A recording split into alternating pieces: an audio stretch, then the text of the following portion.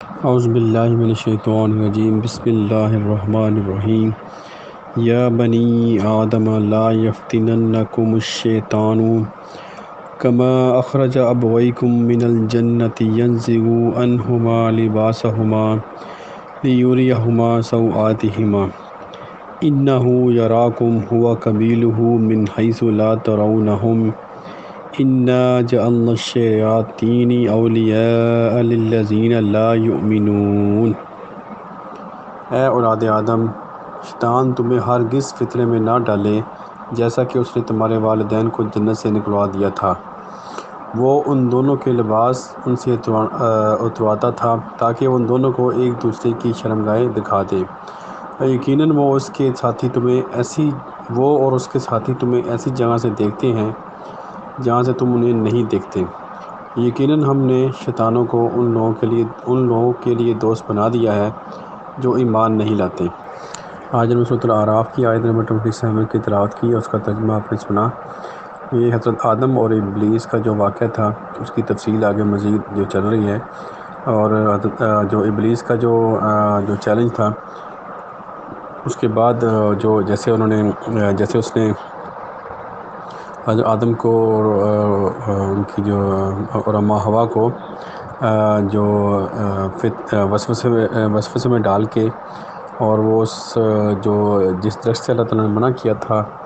اس کا پھل کھانے پہ مجبور کر دیا، کہ انہوں نے ایسے وسوسے ڈالے، اس نے خیالات کا اتنا اس نے غلبہ کیا کہ انہوں نے وہ درخت کا پھل چھک لیا۔ تو پھر ان کے جو غم اور ان کی جو مشکلیں تھیں وہ ان پہ ظاہر ہو گئی، ان کی شرمگاہیں ظاہراً جو اس کے میننگ ایک یہ بھی ہے، دوسرا اس کے ان کے جو غم تھے، جو ان کی مشکلات تھی وہ ان کے اوپر ظاہر ہو گئی۔ تو اس کے بعد پھر یہ جو آگے جو خطبہ چل رہا ہے، خطاب، یہ اللہ تعالیٰ کا حضرت آدم کو اور حضرت آدم کی جو تمام اولاد ہے جو قیامت تک آئے گی ان کے لیے اللہ تعالیٰ نے کچھ نصیحتیں لکھی ہیں جو ان آیات میں بیان کی گئی ہیں۔ اگر ہم ان نصیحتوں پر عمل کریں اور اس پہ غور و فکر کریں تو اس میں جو ہمارے لیے بہت ہی فائدہ مند ہے کہ ہم شیطان سے کس طرح بچ سکتے ہیں۔ اور اللہ نے وہ تمام ٹول جو کہ وہ شیطان یوز کرتا ہے اس کا پورے جہاں بھی یہ واقعہ پیش جو اللہ تعالیٰ نے ذکر کیا ہے وہاں پہ ڈفرینٹ جو طریقے اللہ تعالیٰ نے بتائے ہیں کہ کس طرح وہ آدم اور اس کی اولاد کو وہ گمراہ کرتا ہے۔ تو پیچھے میں نے پڑھا کہ اللہ تعالیٰ نے فرمایا کہ جو لباس ہے، یہ جو ظاہری لباس ہے، جو ہم کپڑے پہنتے ہیں، یہ بھی ہمیں اگر ہم اپنی شرمگاہوں کو محفوظ رکھیں تو جو ہم اپنے جو جسم کو ظاہر نہ کریں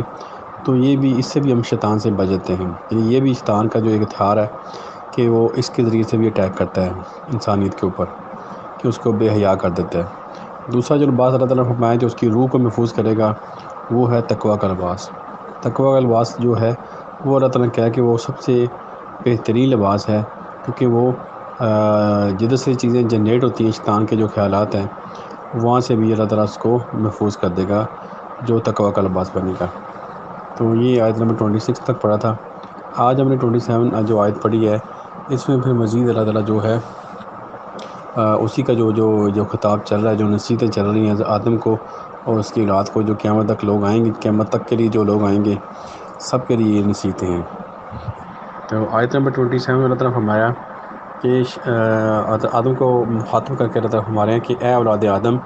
کہ اولاد آدم سے مراد کہ جو قیامت تک جو بھی انسان آئیں گے سب کو لیے کہ شیطان تمہیں ہرگز فتنے میں نہ ڈالے۔ تو اس سے اللہ تعالیٰ بتا رہے ہیں کہ شیطان جو ہے وہ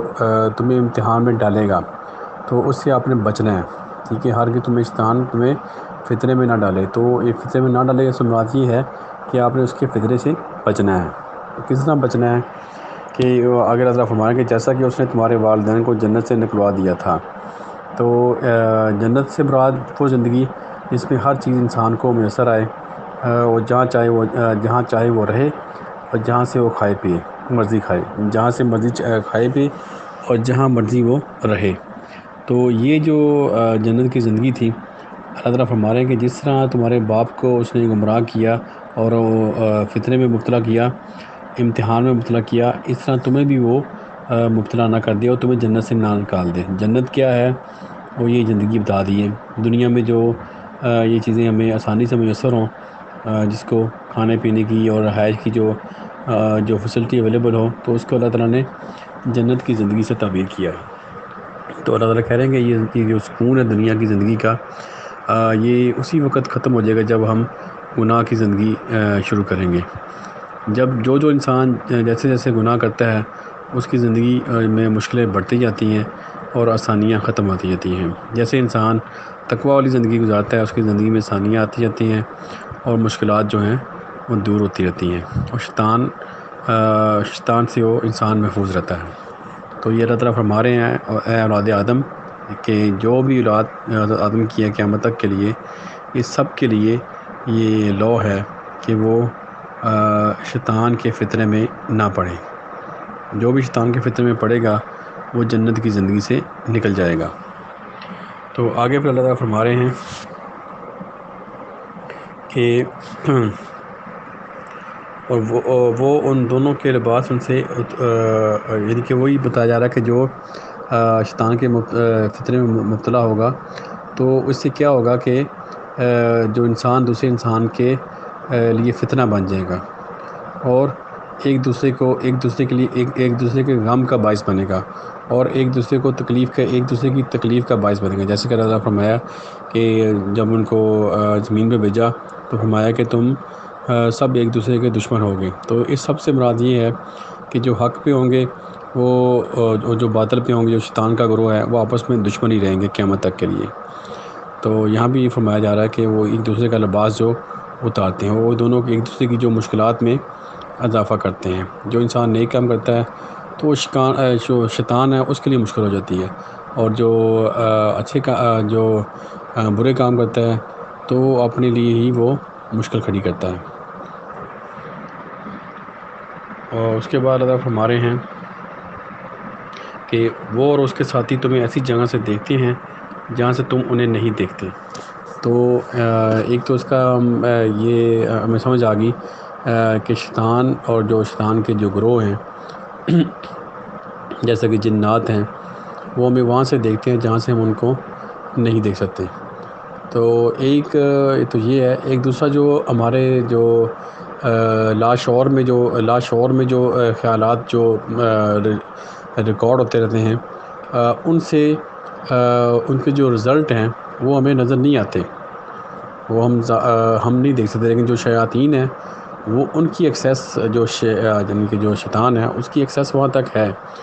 اس کو پتہ ہوتا ہے کہ اس کے اندر کیا کیا چیزیں جو اندر ہیں اور کیا کیا اس کے رزلٹ بن رہے ہیں۔ اس لیے تو وہ اپنے خیالات سے، وہ جو اپنے وسوسوں سے اس کو ڈسٹرب کرنے کی کوشش کرتا ہے، اور سب سے زیادہ ڈسٹرب جو وہ ایمان والوں کو ہی کرتا ہے، کیونکہ وہ اس کو پتہ کہ یہ اگر یہ جو اچھے خیالات ہیں یا اگر ان کا ایمان ایسے بڑھتا رہا تو دنیا میں جو اس کا مقصد کامیاب نہیں ہوگا۔ تو جو ہمارے لاشعور میں جو خیالات ہیں، آپ کہہ لیں کہ جو ہمارے اندر جو خیالات جو چیزیں رزلٹ کریٹ ہوتے ہیں خیالات سے، وہ ہم ان کو ظاہر نہیں دیکھتے، ہم تو تب بھی دیکھتے جب اس کا رزلٹ سامنے آتا ہے، لیکن یہ شیاطین ہیں، یہ جو ہیں یہ وہ اس کے اوپر پوری نظر رکھتے ہیں، جو شیطان اور اس کا جو گروہ ہے، تو وہاں سے بھی یہ اٹیک کرتے ہیں انسانوں کے اوپر کہ جو خیالات کے ذریعے۔ تو یہ جو ضروری نہیں شیاطین ایک تو خود بھی کرتے ہیں، وہ دوسرے انسانوں سے بھی کام لیتے ہیں، جو اس کے گروہ ہیں، جو شیطان کے فالورز ہوتے ہیں یا شیطان کی جو پالیسی ہے، جو اس کے خیالات ہیں، ان کو مانتے ہیں، ان کو یا کہہ لیں کہ شیطان کے جو فالورز ہیں تو اس کے ذریعے بھی کام لیتے ہیں۔ یعنی کہ آپ دیکھیں کتنے لوگ ہیں جو معاشرے میں کتنے برے کام کرتے ہیں، ان کے ذریعے سے شیطان اپنا کام پورا کرتا ہے۔ اور اس طرح اس کو آپ بڑے لیول پہ لے جائیں تو یہ جو میڈیا کے ذریعے آپ کہہ لیں کہ وہ شیاطین جو اپنا خیالات دنیا تک پھیلاتے ہیں، اور اس کے بعد اوپر چلے جائیں تو جو پاور سینٹر ہیں، جو حکومتوں کے اندر لوگ بیٹھے ہوئے ہیں، ان کو یہ شیاطین یوز کرتے ہیں، ان کے اوپر وہ اپنا کنٹرول کر کے ان کے ذریعے برائی کو پھیلاتے ہیں۔ غرض کہ کوئی بھی جو موقع ہے وہ شیاطین ضائع نہیں کرتے۔ تو ان کا اللہ تعالیٰ فرما رہے کہ یہ آپ کو وہاں سے دیکھتے ہیں جہاں سے ہم ان کو نہیں دیکھتے۔ تو یہ چھپ کے وار کرتے ہیں، اور ان کا جو پہلا جو سٹارٹ ہے وہ خیالات سے کرتے ہیں اور وسوسوں سے کرتے ہیں۔ تو وسوسوں کے پھیلانے کا طریقہ وہ ہم جانتے ہیں کہ ایک تو وہ جو کہہ لیں کہ انسان کو جو خود جو خیالات گزرتے ہیں اس کے لاشعور کے اندر جو ہمارے خیالات جنریٹ ہوتے ہیں وہ ہمارے اپنے اعمال کی جو بیس پہ جو وہ خیالات جنریٹ ہوتے ہیں۔ جتنے ہمارے اچھے اعمال ہوں گے اتنے ہی وہ شیاطین ہیں وہ اپنے خیالات اس میں ایڈ نہیں کر سکیں گے۔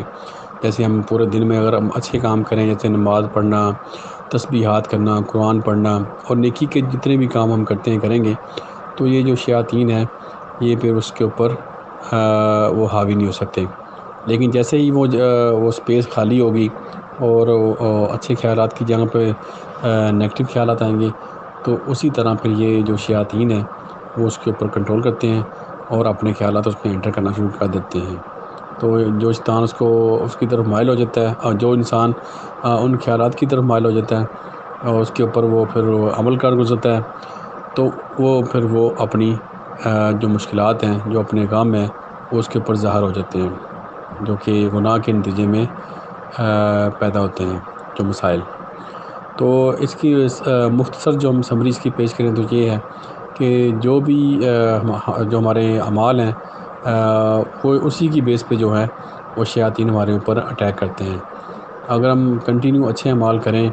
اللہ کی کتاب کے مطابق، نبی پاک کی سنت کے مطابق، تو ہم اتنا ہی یہ شیاطین کے حملوں سے محفوظ رہیں گے۔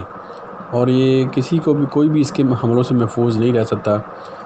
مگر جو اللہ تعالیٰ کی پناہ میں آ جائے اور اللہ تعالیٰ کے جو قوانین کے مطابق جو زندگی گزاریں وہ شیاطین سے محفوظ رکھتے ہیں اور وہی لوگ پھر دوسروں کو بھی اس سے محفوظ کر سکتے ہیں۔ تو دعا ہے کہ اللہ تعالیٰ ہم سب کو